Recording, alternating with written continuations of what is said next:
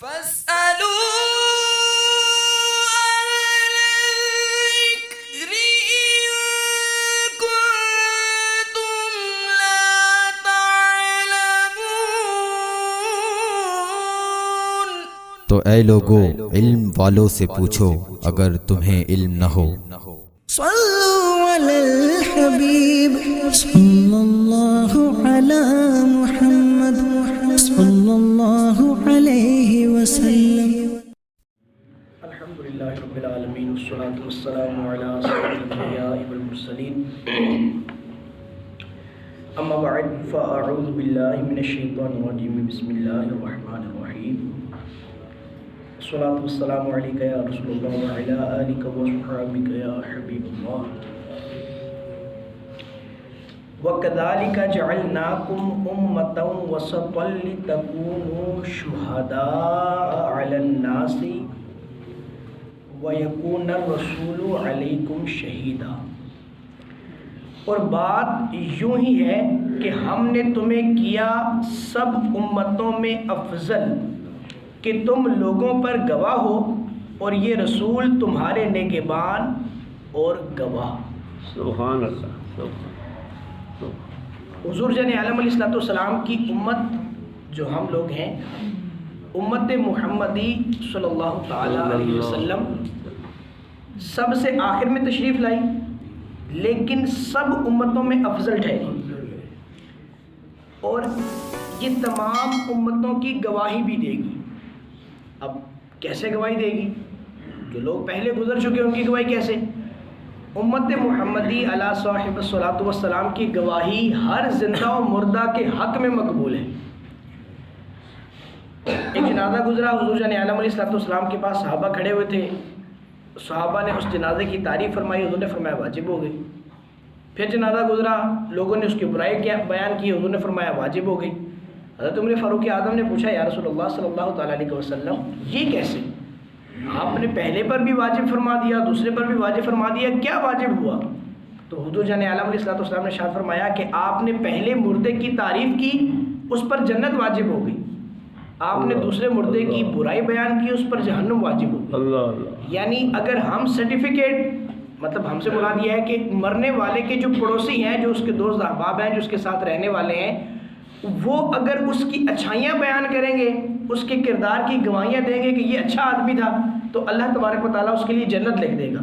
اور مرنے والا، جیسے میں نے پیچھے درس حدیث میں بھی عرض کیا تھا کہ مرنے والے کے بارے میں جب لوگ ہاتھ اٹھا کر یہ دعا کریں کہ یا اللہ شکر ہے کہ اس سے جان چھوٹی، یہ برا آدمی تھا، لوگوں کو تنگ کرتا تھا، تو اللہ اس کے لیے جہنم واجب فرما دے گا۔ تو اس لیے اگر ہم اپنے لیے جنت اور جہنم کو ثابت کرنا چاہتے ہیں تو اپنے پڑوس کو خوش رکھیں، اپنے ساتھ والے دوستوں احباب کو خوش رکھیں، تو ہمارے لیے جو ہے وہ یہ گواہی قابل قبول ہے۔ پھر اسی طرح جو پچھلی امتیں گزری ہیں ان پر بھی امت محمدی کی گواہی قابل قبول ہے، اور پوچھا جائے گا باقاعدہ۔ کیسے پوچھا جائے گا؟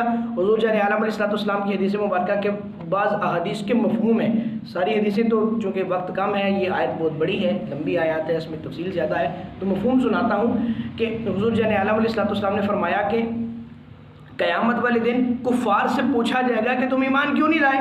وہ کہیں گے یا اللہ ہم تک تو ایمان پہنچانے والا، کوئی ڈر سنانے والا، کوئی حکم بیان کرنے والا آیا ہی نہیں، یعنی انبیاء کی وہ آنے کا انکار کریں گے۔ تو اللہ پوچھے گا انبیاء سے کیا آپ نے ان کو ڈر نہیں سنایا، کیا آپ نے ان کو پیغام نہیں پہنچایا؟ وہ کہیں گے یا اللہ یہ جھوٹ بولتے ہیں، ہم نے پیغام پہنچایا ہے۔ تو اب ان سے گواہی طلب کی جائے گی، بھائی حالانکہ اللہ کو سب معلوم ہے، لیکن یہ پورا ایک امت محمدی کی ایک فضیلت بیان کرنے کے لیے یہ پورا ایک جو ہے وہ معاملہ کیا گیا۔ اب اللہ پوچھے گا کہ تمہارے پاس گواہ کیا ہے کہ تم نے ڈر سنایا، تم نے احکام کی تبلیغ فرمائی، گواہ لاؤ۔ تو وہ کہیں گے یا اللہ ہمارے پاس گواہ امت محمدی ہے۔ اب امت محمدی سے پوچھا جائے گا ہاں بھائی تم گواہی دیتے ہو؟ وہ کہیں گے یا اللہ ہم گواہی دیتے ہیں۔ اب اس پر کفار کہیں گے کہ یہ تو جھوٹ بولتے ہیں، یہ تو اس وقت تھے ہی نہیں، ان کو کیسے پتا کہ ہمیں یہ ڈر سنایا گیا ہے؟ تو وہ پھر اللہ ان سے پوچھے گا ہاں بھائی تم کیسے گواہی دیتے ہو؟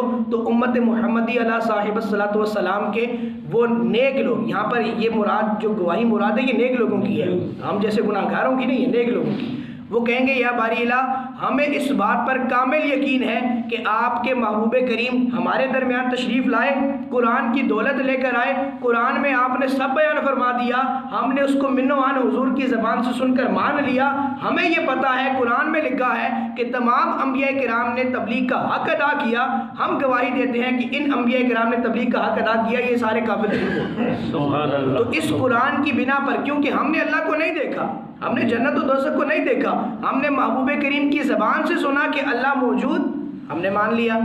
اب محبوب کریم نے فرمایا جنت و دوزخ موجود، ہم نے مان لیا، کیونکہ ہم نے نبی کریم کی گواہی پر گواہی دی۔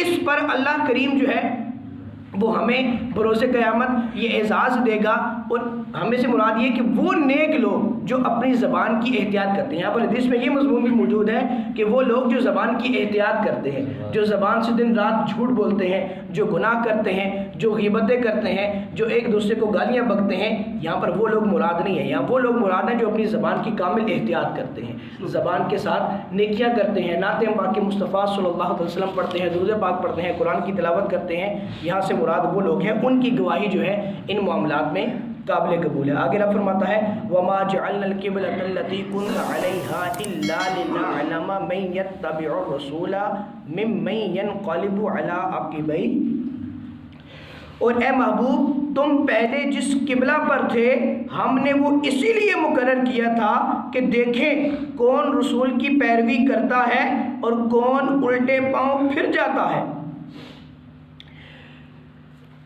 یہاں پر بیسیکلی جو قبلہ کا چینج کرنے کا حکم تھا یہ جانچ تھی کہ کیا آیا آپ مسلمان جو ہو چکے ہو یہ سارے حضور کی پیچھے چلتے ہو یا پھر جاتے ہو۔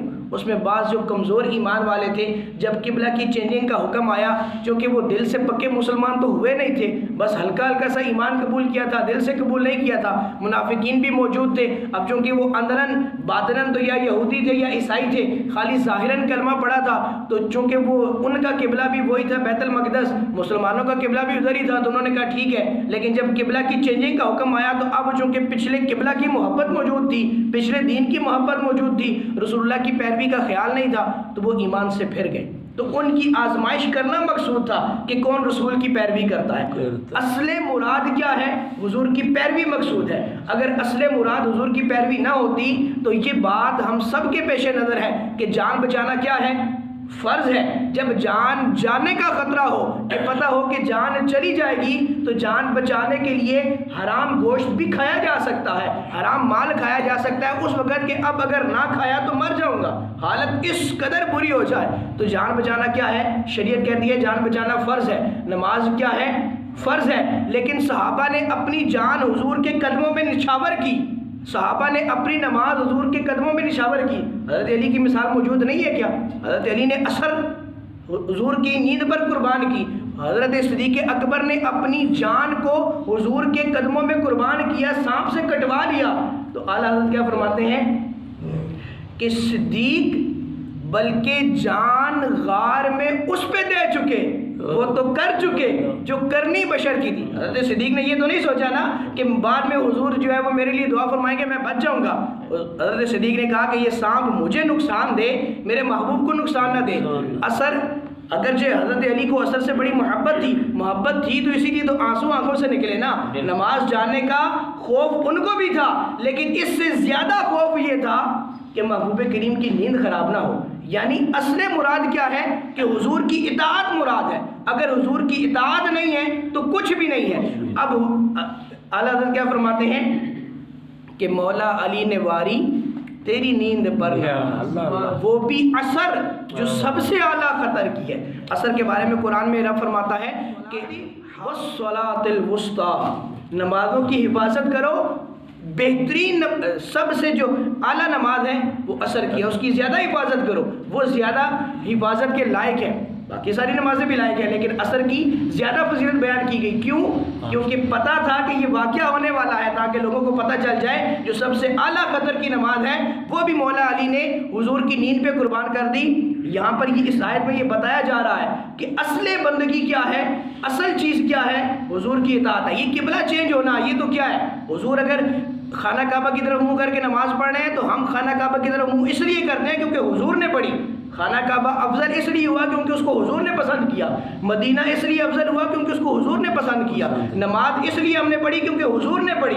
ہم جتنی بھی عبادتیں کرتے ہیں، جتنے بھی معاملات کرتے ہیں، پہلے صحابہ کو نماز نہیں آتی تھی نا، حضور کو آتی تھی، خالی صحابہ کو نہیں آتی۔ صحابہ نے پوچھا یا رسول اللہ کیسے پڑھے نماز؟ حضور نے فرمایا جیسے میں کرتا ہوں ویسے کرتے جاؤ۔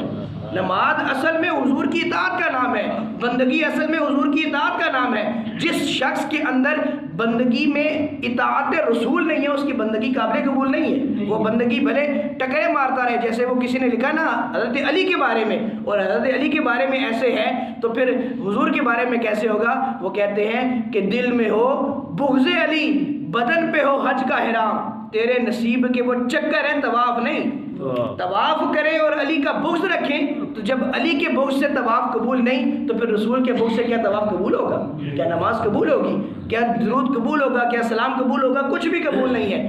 دل میں محبت ہو، اور محبت کتنی ہو؟ محبت اتنی ہو کہ امیر اہل سنت فرماتے ہیں جب تڑپ کر گرے میرا لاشا، تھام لیں بڑھ کے شاہ مدینہ۔ محبت اتنی کر کے جائیں، اتنی کر کے جائیں کہ جب ہماری روح قفس عنصری سے پرواز کرنے والی ہو، جب ہم اس دنیا سے جانے والے ہوں تو محبوب کریم کا جلوہ ہمارے سامنے، حضور ہمارے سامنے ہو اور ہم ان کے قدموں سے لپٹ کر اس دنیا سے چلیں۔ اتنی محبت کر کے جائیں رسول اللہ سے کہ مرتے وقت وہ ہمیں اپنا دیدار ضرور کروائیں۔ اور اس میں کسی کی دلیل نہیں چاہیے، یہ نہ پوچھے کہ یہ اندر بھی تو ایک مفتی ہے نا، اس سے پوچھے کہ ہمیں رسول اللہ سے کہ کیا ہم اپنے بیٹوں کو بوسہ دیتے وقت یہ سوچتے ہیں، بیٹی کو بوسہ دیتے وقت یہ سوچتے ہیں کہ اس کو مفتی نے جائز لکھا یا نہیں؟ رسول اللہ کا نام چومتے ہوئے ہمیں تکلیف ہوتی ہے، ہم اس میں مفتی کے پاس بھاگتے ہیں کہ مفتی ہمیں بتائے کہ ہم محمد آتے ہوئے آنکھوں کو چومیں یا نہ چومیں، انگوٹھوں کو چومنا بیسیکلی انگوٹھوں کو چومنا نہیں ہے، ہم اس نام کی تعظیم میں اس نام کو چوم رہے ہیں۔ جیسے بعض اوقات وہ دیکھتے ہیں نا جی، وہ سامنے سبز گنبد ہے، یوں کر کے اس کو چوم لیتے ہیں، کیا ہم نے سبز گنبد اپنا ہاتھوں کو چوما؟ نہیں، بلکہ ہم نے اس کا استعلام کر کے اس کو چوما۔ جیسے طواف کرتے وقت کہتے ہیں جی حجر اسود کو بوسہ دے کے طواف شروع کرو، تو نہیں دے سکتے تو دوسرے استعلام کر رہے، تو بھائی ہم تو اس نام محمد کا استعلام کرتے ہیں، ہم تو اس نام محمد کو چومتے ہیں، تو پھر اس میں بھی ہمیں مفتی کا فتویٰ چاہیے۔ بیٹے کو چومتے وقت فتویٰ نہیں یاد آتا، رسول اللہ کا نام چومتے وہ فتویٰ یاد آتا ہے۔ تو اس لیے اتنی تعظیم کریں، اتنی تعظیم کریں کہ بس ہو جائے، اتنی تعظیم کریں، اتنی محبت کریں کہ اس میں ہمیں کسی سے پوچھنا نہ پڑے، بس دل جو ہے وہ انہی کی طرف، ان کی یاد میں ہر وقت معمور رہے، آنکھوں میں ہر وقت جلوہ محبوب رہے۔ وہ کیا فرماتے ہیں کہ فنا اتنا تو ہو جاؤں میں تیری ذات عالی میں، جو مجھے دیکھے اسے تیرا دیدار ہو جائے۔ ہم اتنا ان کی محبت میں خود رفتہ ہو جائیں کہ جو دیکھے وہ دیکھتے ہی کہہ دے یار یہ تو رسول اللہ کا سچا عاشق ہے، ان کا سچا غلام ہے۔ آگے رب فرماتا ہے، یہ آیت ابھی پوری نہیں ہوئی، آیت کا ایک تھوڑا سا حصہ باقی ہے، وَإِن كَانَتْ لَكَبِيرَةً إِلَّا عَلَى الَّذِينَ هَدَى اللَّهُ، اور بے شک یہ بھاری تھی مگر ان پر جنہیں اللہ نے ہدایت کی۔ منافقین پر یقیناً یہ قبلہ کی تبدیلی بھاری تھی، وہ اللہ کی اس حکم سے، محبوب کی اس اطاعت سے پھر گئے، تو وہ چونکہ اس لیے پھر گئے کیونکہ وہ ان پر بھاری تھی، وہ منافق تھے۔ اب پتہ چلا کہ جو رسول اللہ کی اطاعت نہیں کرتا وہ منافق ہے، ان منافقین سے ہم نے بچ کے رہنا ہے۔ پھر آگے رب فرماتا ہے وَمَا كَانَ اللَّهُ لِيُضِيعَ إِيمَانَكُمْ، اور اللہ کی شان نہیں کہ تمہارے اعمال کو ضائع کرے۔ یہاں پر اعمال سے مراد نماز ہے، کیونکہ یہودیوں نے یہ احساس دلایا تھا مسلمانوں کو، یہ تکلیف پہنچائی تھی کہ تم اب خانہ کعبہ کی طرف منہ کر کے نماز پڑھتے ہو، تو تمہارے وہ لوگ جو بیت المقدس کی طرف منہ کرتے نماز پڑھتے رہے تو ان کی نمازیں تو ضائع ہو گئیں، کیونکہ وہ تو قبلہ ہی نہیں تھا، قبلہ تو یہ ہے، تو اب ان کی نمازیں تو ضائع ہو گئی، ان کا ایمان ضائع ہو گیا، ان کی چیزیں، یہاں پر ایمان سے مراد بیسیکلی نماز ہے کہ ان کی نمازیں ضائع ہو گئی۔ تو اب وہ جو صحابہ کے رشتہ دار تھے وہ بڑے پریشان ہوئے کہ ہمارے تو دوستوں احباب کی، ہمارے آباء و اجداد کی نمازیں ضائع ہو گئی۔ حضور کے پاس پہنچے تو اس وقت یہ آیت مبارکہ، آیت کا یہ حصہ نازل ہوا کہ اللہ کی شان نہیں ہے وہ کسی کے اعمال ضائع کرے۔ وہ تب رسول اللہ کی اطاعت میں تھے کیونکہ رسول جو ہیں وہ بیت المقدس کی طرف منہ کر کے نماز پڑھے تھے، ان کی وہ نمازیں مقبول ہیں۔ اب وہ نماز مقبول ہوگی جو خانہ کعبہ کی طرف منہ کر کے نماز پڑھی جائے گی، کیوں؟ کیونکہ رسول اللہ اب اس طرف منہ کر کے نماز پڑھے۔ ہمیں اپنے محبوب کریم کی اطاعت کرنی ہے۔ آگے رب فرماتا ہے ان اللہ بالناس لرؤوف الرحیم، بے شک اللہ آدمیوں پر مہربان ہے۔ رحمت فرمانے والا ہے، مہربانی فرمانے والا ہے، تو اللہ تبارک و تعالیٰ جو ہے وہ کبھی بھی کوئی ایسا حکم نہیں دیتا جو لوگوں پر شاق گزرے، جو ان پر عمل کرنا جس کے لیے مشکل ہو، ایسا کوئی بھی مشکل حکم جو ان کی آزمائش سے، ان کی طاقت سے بڑھ کر ہو، ایسا حکم اللہ تبارک و تعالیٰ ارشاد نہیں فرماتا۔ اللہ مجھے اور آپ کو ان تمام باتوں پر عمل کی توفیق عطا فرمائے، آمین۔